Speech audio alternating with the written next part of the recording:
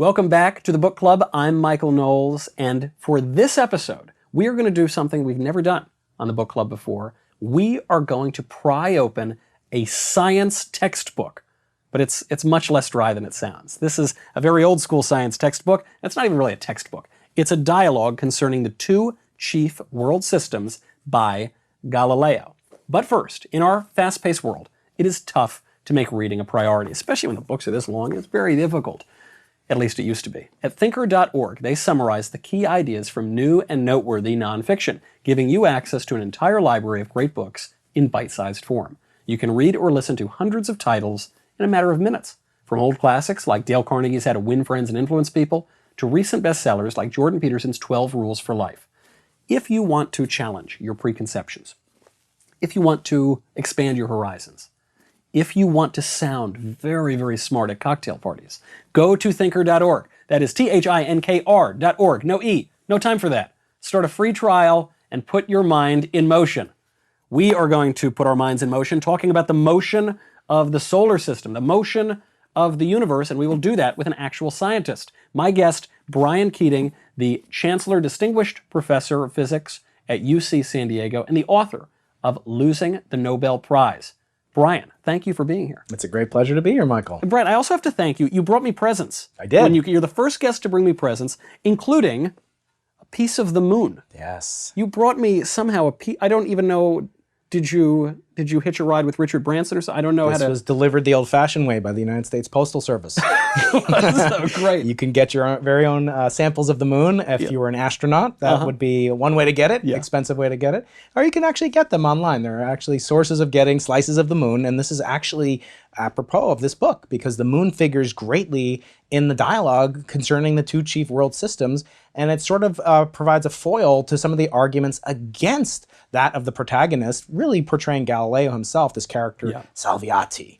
But I thought it'd be good to just maybe summarize what this book is and how it had an effect on me as a young scientist and even greater effect as a more mature scientist. Yes, I think that's a good idea because I think there might be one or two people out there who didn't get to finish the whole book, maybe at tops 3. That's right. So, yeah, could you just very briefly describe how the book is designed and who the characters are and why Galileo got thrown into prison? Well, we'll get into that too. That's a little misunderstood too. So it's an extremely important book in the history of science for many different reasons. One of which is that it's really laying out the scientific method for the first time to a popular audience. This book was written not in Latin, which was the conversant language for scientists of the day, the only language that Galileo was permitted to write in. He wasn't allowed to teach in Italian because that would be communicating to the mass public, and the Catholic Church wasn't ready for that in the early 1600s. He was prohibited via a Vatican injunction to do so. But in this book, he writes for a popular audience, and it's really perhaps the first and might be the best example of popular science writing. It has no equations of note, so it's not a textbook like you would encounter when you come back and get your PhD someday, perhaps in San Diego. It has no equations, no formula, nothing complicated. It presents some data, but the beautiful thing about this book is that it's literature. It's a work of literature. Masquerading as a book about the way the world, or really the universe, could be arranged. And that is really the distinction that set into motion the scientific revolution, which we now kind of take for granted in our technological age. But if you ever stop and think about it, how do you really know that the Earth goes around the sun? It doesn't appear that way. Right. Things would be different according to our natural notions of how motion and mass and other things work. So Galileo is responding to that, the perception that we feel like the Earth is stationary, and it appears as if the sun and the stars are orbiting around us. Some more than others here in Hollywood, right? That's right. All orbiting around each and every one of us. Well, you make this point on the textbook. Most science textbooks I've read do not have characters. They do not have a storyline. They do not take... So the book is divided into 4 days of these conversations, and there are 3 principal characters. That's right. So the first character is sort of an interlocutor, whose job is really to kind of translate between the 2 other protagonists in the story. One by the name of Salviati, and he really has the words of Galileo. These were all 3 real existing human beings that existed that Galileo knew, 2 of whom, Salviati and Sagredo, had passed away decades earlier when Galileo wrote this in 1632 when it was published. But they were true people. The third person, by the name of Simplicio, aka the Simpleton, he's considered by Galileo. Galileo describes him sort of like an amalgam of maybe a 6th century a scientist and a commentator on Aristotle. Right. It's so far down. You say you've got Salviati. He's the one, and there are 2 other characters we should mention: Copernicus, who's saying that the Earth revolves around the sun. Correct. And Ptolemy, the older view, who says that the sun revolves around the Earth. And so those are the 2 views that are being debated. And you've got Salviati, who Galileo agrees with. The savior. Yeah. The savior, right? And he's representing the Copernican view, the view that we now hold, right? That the Earth goes around the sun. That's right. You've got the interlocutor, as you say, Sagredo, who's kind of mediating between these guys. They both use their real names. So how come the guy who's representing Ptolemy, and really Aristotle too, they don't call him Ptolemy, they don't call him Aristotle, they don't use his real name, they use this name of this obscure commentator, Simplicio. Why do they call him Simpleton? Well, I think Galileo was known as a brilliant scientist, but he had immense flaws. He had immense challenges to his character that ultimately led to his undoing. One of which is that he would do things that were precisely the impolitic thing to do, such as take the index's prohibition of Copernican work and the logic that goes behind the Aristotelian Earth-centered view of the cosmos. And he would put those in the very injunction against him. He put those in the words of the Simpleton, namely the Pope, who would later become Pope Urban, who would preside over the Holy Office or the Holy See. I always say it's like a euphemism, like the IRS is the money donation service. You just donate your money to the Holy Office. Yes, that's exactly what it was. It was the Inquisition, and in truth, Galileo had a lot to. It was very much at fault when it came to the ultimate culmination of that story. But maybe before we get there, we talk about why this is such a unique work of literature. As you say, there are no equations, it's not a textbook, or it's not like any textbook we would see nowadays. It's what we would call, popular science or a trade book, meaning that it's meant for the general audience. So that's why I think readers today, in addition to the scientifically brilliant ideas and logic and philosophy, theology, the most weighty subjects, the ultimate issues that mankind, we just don't have as much time to think about anymore. And maybe they had more time back then. There was fewer options on YouTube, etc. Netflix, Prager University didn't exist. Right. But nevertheless, this is so brilliantly captivating that it immediately sold out all across the continent. Galileo was world famous. Even in a very early age, it's almost 400-year-old book. We have, coincidentally, we have a first edition here from 1632. Correct. They all sold out, so I'm glad. It was obviously a friend of ours was able to get there in 1632, grab this copy of the book. And it's funny because when the book eventually is put on the list of forbidden books, it was too late because the thing sold out within 3 days or something. Yeah, so I got that from a friend who got it on Amazon, 400-year delivery. It was a little-known aspect of Amazon that you could get. So this is from a friend who's a collector of these rare books and has first edition copies of it and has generously loaned it to us for today. And this book is so brilliantly displayed. It has wonderful illustrations, including the cover, the frontispiece as it's known, which depicts these wonderful characters, which were later used in another book after Galileo was supposedly tortured and imprisoned, which didn't really happen. He wrote another book also called The Dialogue, in dialogue format, about 2 different types of science, he called it. And that really revolved around what we call mechanics and material science today. But the same 3 characters come back in this work that was published only a few years before he passed away in 1642 or so. What makes this book so spectacularly important and revelatory for me is that you can be a great scientist and also a great writer. And Galileo was this brilliant amalgam of all these different traits, including the human foibles, flaws, and peccadillos that we all have. And there's a stereotype that scientists are just these geniuses walking Wikipedia's expert knowledge. Trust the scientists. I trust you. I don't trust other scientists. You shouldn't trust me. So scientists are the least trusting of other scientists. I never been to science. Oh, what'd you discover? Oh, yeah, great. Go to publish it. Here's your Stockholm Nobel Prize. Sounds good to me. Sure. Scientists have the most doubt. And that's because, as you know, the word science means knowledge. Well, the only way that you get knowledge is by subjecting it to experimental empirical evidence. Well, what about something like, as I've talked about previously, the multiverse, for which there is no evidence existing currently? It doesn't mean there never will be. But to what level should you trust a scientist that's purely speculating on theoretical findings. It could be purely theoretical. It doesn't mean it's wrong. Yeah. The theory of evolution, we have evidence for the theory of evolution, right? What Galileo does so brilliantly here is he presents these two theses. Obviously, he's partial to the Copernican, the heliocentric model of the universe. But again, I ask, as the only homework assignment that you'll get on Prager University this quarter, maybe you'll get more in future quarters, is to think about it. What if you were teleported back to 1631 before this book came out? And you're trying to communicate all these wonderful discoveries of the past nearly 400 years.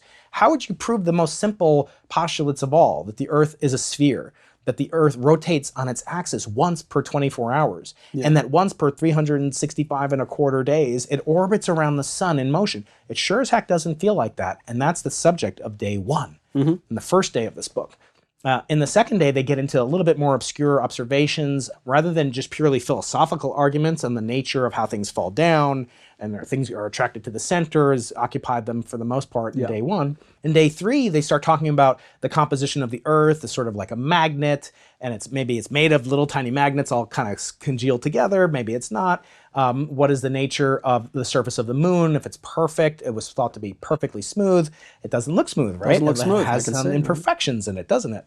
And so Galileo had discovered, he didn't invent the telescope, but he was the first observational astronomer to look through a telescope, conceive a scientific hypothesis, subject it to tests, and refine his model. And that's why you shouldn't trust a scientist, because at any one of those stages, he had great blunders. I mean, he was really brilliant. I always say, you know, he could have had a great career if he didn't make these blunders. Einstein had great blunders. There's not a serious scientist who hasn't made a serious mistake. And with Galileo, fortunately or unfortunately, those mistakes usually revolve around the politics of the day, not the science. This reminds me, this trusting scientist, because it occurs to me when I think of all these, I think, well, Ptolemy is a scientist, right? And some Tycho Brahe is a scientist, and all these other guys, and so they get things wrong. And there's a great line in the second day, and this is Sagredo, the interlocutor, is the one, and he's recounting a story, which has, by the way, now become a cliche. And he's talking to this guy who's a follower of Aristotle and Ptolemy, right? And he asked this man whether he was at last satisfied and convinced that the nerves originated in the brain and not in the heart. Previously, they had thought that the nerves come from the heart, but now, because of scientific inquiry, we know it's in the brain. So he asks this devotee of Aristotle, are you now satisfied? And the philosopher, after considering a while, answered, "You have made me see this matter so plainly and palpably that if Aristotle's text were not contrary to it, stating clearly that the nerves originate in the heart, I should be forced to admit it to be true. But Aristotle said it, so I don't care what I've seen. I believe him over my lion eyes." So I look at that and I say, almost everything that Aristotle said was brilliantly wrong. In other words, he would say things like a heavier object falls faster than a lighter object. And Galileo would say, what if you have this heavy object like a book, but in midair somehow, they didn't say with a laser beam, but let's say it breaks apart in midair. Now does it fall slower? Or let's say just a tiny bit of it breaks off. So now the tiny bit is lighter than the heavy. Of course not. It's absurd. They could have figured that out, you know, in 300 BC when Aristotle was promulgated. Now he had some interesting ideas, but it turns out that almost all of them were wrong. And so what Galileo... On the physical side. On the metaphysical side, I give him a lot more credit. In terms of politics, very interesting. But when you look at what Galileo... I always say, if you have the choice between a weather woman who's half right and half wrong, or one that's always wrong, always choose the one that's always wrong, because you'll just do the opposite. That Galileo used to great effect. The ultimate conclusion of this book in day 4 turns out to be wrong. And it actually is only thanks to the Pope, who enjoined him to not publish the book with his original title, which was The Spectacular, which would do so well in A/B testing. The original title that Galileo wanted was On the Flux and Reflux of the Earth's Tides. Wow. Where do I get it? Run away. Amazon. It's a blank book, but no, but it wouldn't be a blank book. But actually, it's a subject of the 4th chapter about the 4th day, which Galileo felt was the dispositive conclusion that was inescapable, that because the Earth has oceans on it, and because it spins on its axis, as he had proved in the preceding days, as it rotates around the sun, just as this water sloshes about in this bottle as I rotate and revolve it, so too are tides on the Earth's surface caused by such a phenomenon. In fact, we now know that it is indeed the moon that causes the Earth's tide. The moon has a gravitational force field that acts on the Earth and tugs on the oceans a little bit more and a little bit less on different sides of it 4 times a day. Yeah. Galileo had the data. Conclusion was absolutely wrong because he fell victim to what we call confirmation bias. Scientists are very subject to it. I've personally been subject to it.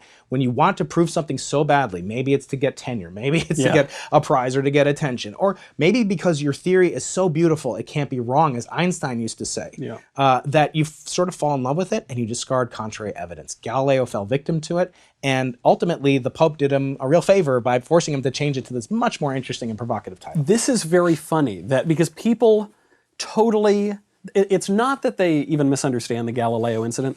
It's not that they're ignorant of it. It's that they know so much that isn't so. Yes. They know things that just didn't happen. So, you know, in the traditional way the story is told, Galileo, this brilliant guy, is totally oppressed by the Inquisition and by the Catholic Church, and these awful ladies, tortured. He's thrown in a prison cell. It's, you know, it's the worst anti-intellectual, anti-scholarship thing that's ever happened. And that isn't quite true. First of all, the Pope actually helps him because he gets that theory wrong. But the Pope had been sort of pals with Galileo, right? Pope Urban VIII. And then how does Galileo repay him? He names his character Simpleton in the book. And there's another great line from the era, from another pal of Galileo's, Cardinal Baronius, who they were very, I won't say they were tolerant of these sort of scientific inquiries, but they weren't, you know, burning Galileo at the stake or anything like that. And Baronius famously said that the Bible teaches us how to go to heaven, not how the heavens go. It does not form these rock-solid, canonical scientific conclusions about the world, and so you can be open to inquiry. You say that Galileo runs afoul of the Inquisition because he was impolitic. Yeah. I think he had an agenda, and I think his scientific agenda sort of superseded some of the reason in his interpersonal skills. So there's a joke, how do you know a scientist is outgoing? He looks at your shoes when he talks to you instead of his own. So Galileo had great flaws. He was sort of boorish in his personal life. He wasn't the greatest father. He had 2 daughters and a son out of wedlock. But he was a religious man. He did believe, and he considered himself a good Catholic, which is why the ultimate, the ultimate verdict, as you might say, was that he was guilty of suspicion of heresy, not heresy itself, for which he would have been tortured. It was sort of done under threat of torture, and you can argue if that's the same. He certainly was never tortured in the classic sense. He did have to bow down and kiss the Pope's rings, etc. But given how we all did in those days, right? That's right. Sort of. My students, no, God forbid. But the point of Galileo being, there are actually books called, Galileo Goes to Jail and Other Myths. So there's this narrative that was established after this book because of that incident, the Galileo affair, as it's known, that really chose to pit this as the first battle between science and God. And that Galileo, they imprisoned reason. There's another book called On Trial for Reason, suggesting that, merely because of his ideas. Now, I ask you, there are comparisons made, et cetera, but what if I came up with some idea that we're about to collide with an enormous black hole, and you're President Knowles, and you're the most powerful ruler on Earth? It's a question. If something could undermine and cause pure panic and debate and just cause perhaps there's nothing good that can come of it, and you know that. Do you have an obligation to reveal that? If indeed you thought it's compatible with somewhat of the Catholic Church's worldview to go against what Galileo was saying. Right. So I think there are a lot of myths about scientists, and there's certainly a lot of myths about Galileo and how he was treated ultimately. Okay, but at the very least, you've convinced me. You've affirmed for me what I had always known. Confirmation bias. It's confirmation bias, because I always like digging in at Galileo. I say they didn't throw him in jail for being a scientist, they threw him in jail for being a jerk. But you say, okay, he doesn't get tortured, that's a total myth, but he does go to jail, surely. So he was sentenced to house imprisonment, and I was lucky enough to host a conference in his very prison, namely his final villa, Villa di Galileo, outside of Florence, in a small town called Arcetri, which is less than a couple of kilometers from the convent where his daughters were serving as nuns. So they served as nuns within walking distance of their father, and they would communicate with him. He continued to write books and see visitors. And he was by no means, I always say, you know, Bernie Madoff would trade jail cells in a second. Yeah. It's sumptuous. Not to say that, you know, he might not have wanted to travel elsewhere. He was also very old. He was infirm. He had kidney problems, probably.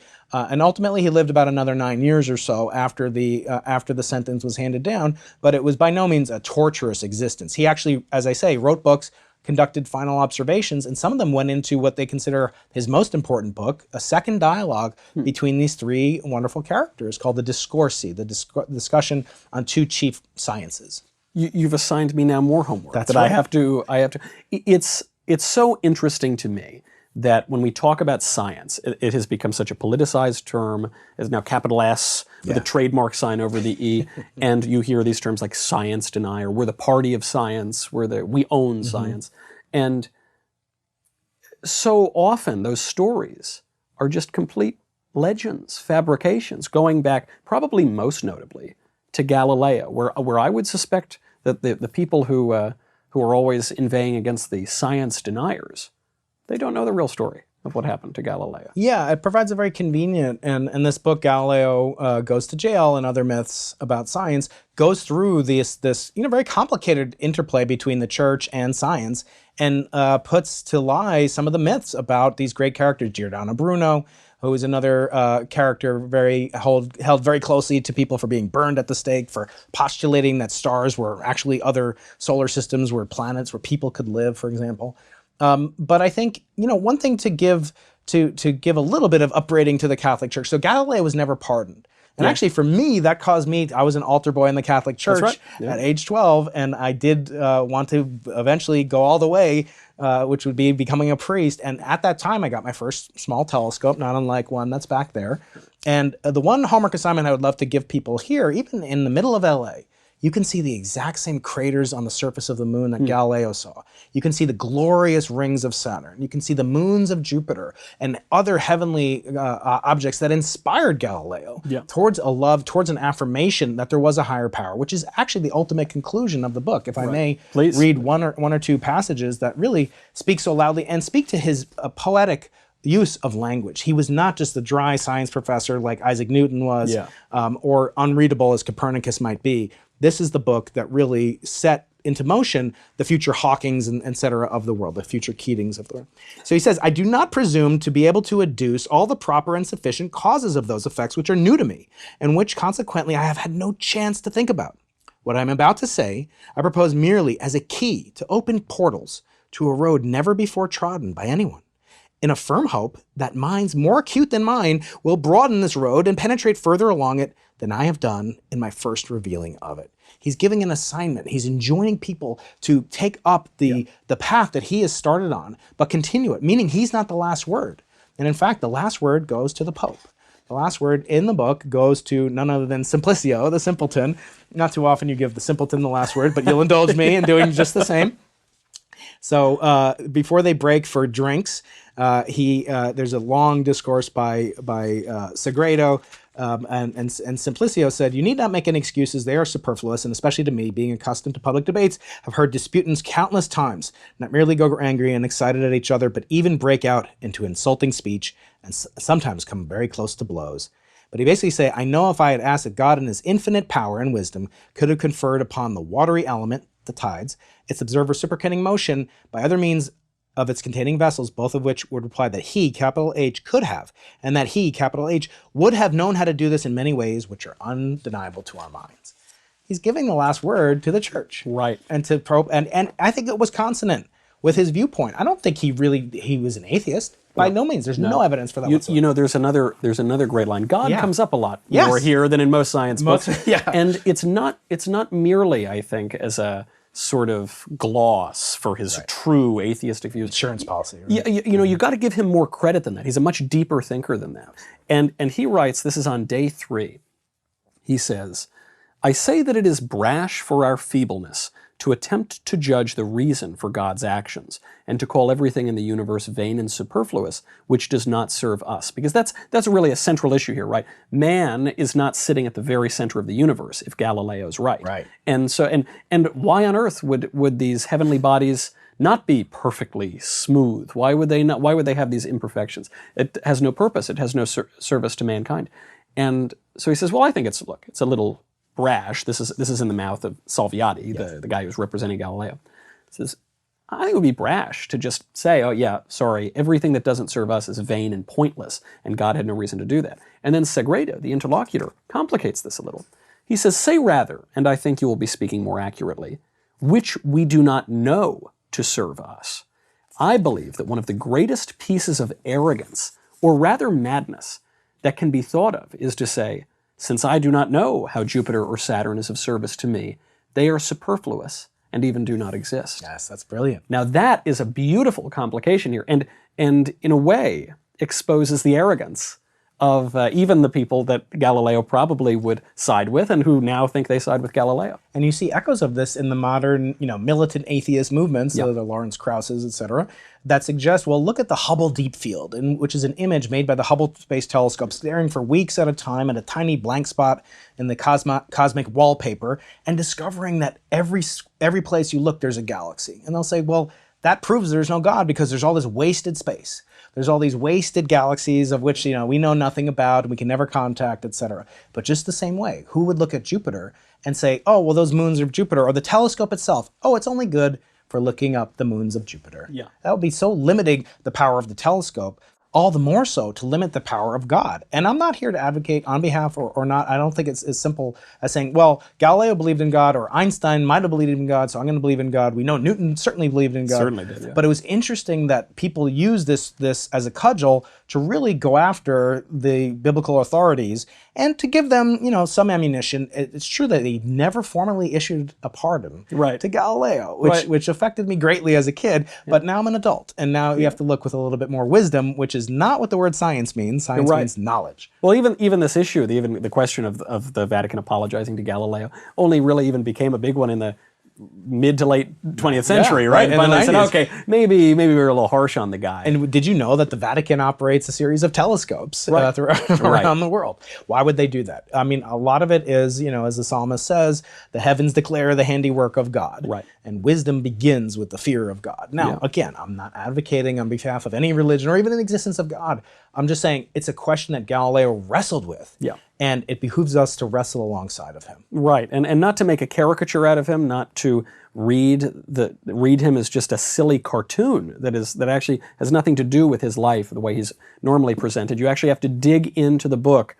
But it occurs to me, you have put me at a disadvantage here because Simplicio has to end this discussion even. Brian, break for drinks on the canal. That's right. Now we will break, do. Much like these characters, we will break for drinks on the canal.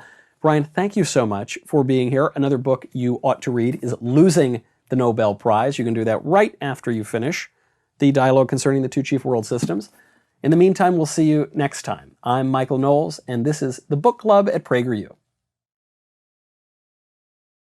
Thank you so much for watching this episode of the Book Club on PragerU. PragerU is a 501c3 nonprofit organization, so we rely on donations from viewers like you to keep this content on the air. Please consider making a tax-deductible contribution today to help keep this content coming. Thank you very much.